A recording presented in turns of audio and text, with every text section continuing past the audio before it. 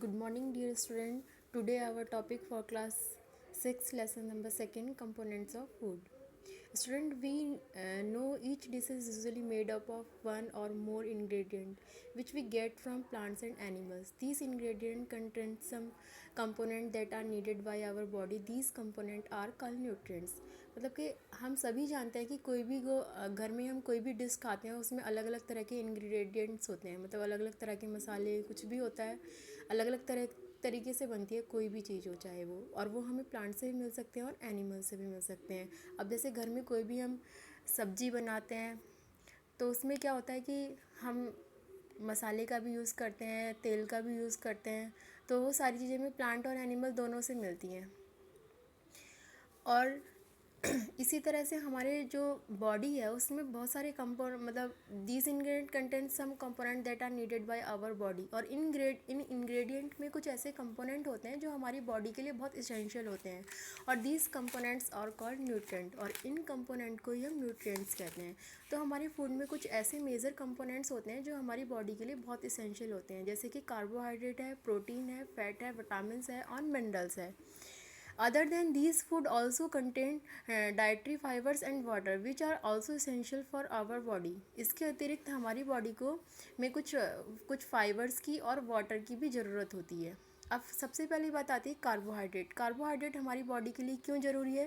Because carbohydrate is found in the food in the form of starch and sugar. It provide energy to the body, क्योंकि जो carbohydrate है वो हमारी body में energy देता है और फूड में स्टार्च और शुगर्स के रूप में प्रेजेंट होता है। तो अगर हम कार्बोहाइड्रेट लेते हैं तो हमारी बॉडी को उससे एनर्जी मिलती है। इसी तरह से प्रोटीन है। These are known as the building blocks our body.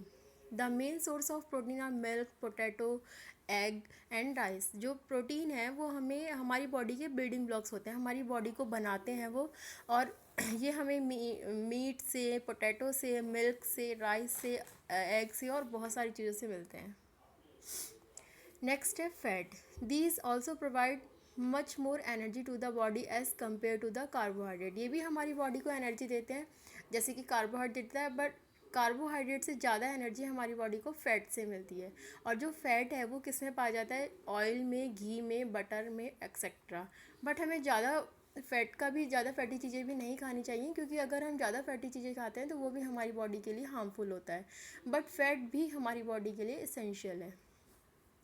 Vitamins help in protecting our body against disease. It also help in keeping our eyes, bones, teeth and gums healthy. जो vitamins होते हैं वो हमारी body को protect करते हैं और बीमारियों से बचाते हैं। इनसे हमारी जो आइज़ हैं, बोन्स हैं, टीथ हैं और गम्स हैं वो हेल्दी रहते हैं। फिर आता है मिनरल्स।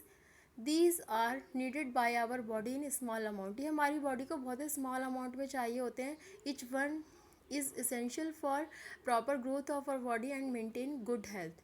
ये हमारी बॉडी की जो ग्रोथ है उसको एक प्रॉपर तरीके से बनाए रखते हैं। अब इसी के अतिरिक्त है कि बैलेंस डाइट क्या होती है? A diet that contain good amount of roughage and water is called balance diet. Dietary fibres is also known as roughers and provide by plant product in our food. ऐसा food जिसमें कि सभी component जो है food की वो present हो, जैसे कि मैंने अभी आपको बताया कार्बोहाइड्रेट है, फैट है, प्रोटीन है, विटामिन है, मिनरल्स हैं, जिसमें ये सारी चीज़ें जिस फूड में प्रेजेंट रहती हैं वो एक बैलेंस डाइट होती है। और बैलेंस डाइट में रफेज भी होता है और वाटर भी होता है। जो रफेज है वो हमें प्लांट से मिलता है। अब जो मतलब जितने भी हम फाइबर वाली चीज़ें खाते हैं या हम खीरा वगैरह जितने भी सैलड वगैरह खाते हैं हम इनसे, तो हमें क्या है, फाइबर मिलता है और वो हमारी बॉडी में एक रफेज का वर्क करता है। नेक्स्ट है obesity. When a person eat too much of food, rich food, so he suffer a condition made up of suffering is called obesity. अगर कोई व्यक्ति बहुत ज़्यादा फैटी फूड खाता है तो क्या होता है, उसकी बॉडी में बहुत ज़्यादा फैट जमा होने जाता है और उसके कारण उसको बीमारी हो जाती है। उस बीमारी को हम ओबेसिटी बोलते हैं। इसलिए हमें ज़्यादा फैटी चीज़ों का भी यूज़ नहीं करना चाहिए। नेक्स्ट आता है deficiency disease. Disease that occurs due to the lack of nutrient over a long period of time is called deficiency disease। ऐसी डिजीज़ जो कि हमारी बॉडी में न्यूट्रिएंट्स के लैक के कारण, मतलब न्यूट्रिएंट्स की कमी के कारण होती है, उसको हम डेफिशिएंसी डिजीज़ बोलते हैं। All deficiency disease can be prevent by taking a balance diet. But अगर हम एक बैलेंस डाइट लेना शुरू कर दें जिसमें कि सारे कंपोनेंट प्रेजेंट हों, तो हम उस डेफिशिएंसी डिजीज़ को हम ख़त्म कर सकते हैं, या फिर वो हमें होंगी ही नहीं। इसलिए हमें डेफिशिएंसी डिजीज़ से बचना चाहिए। और कुछ डेफिशिएंसी डिजीज़ हैं जिनके बारे में आपको बताने जा रहे हैं।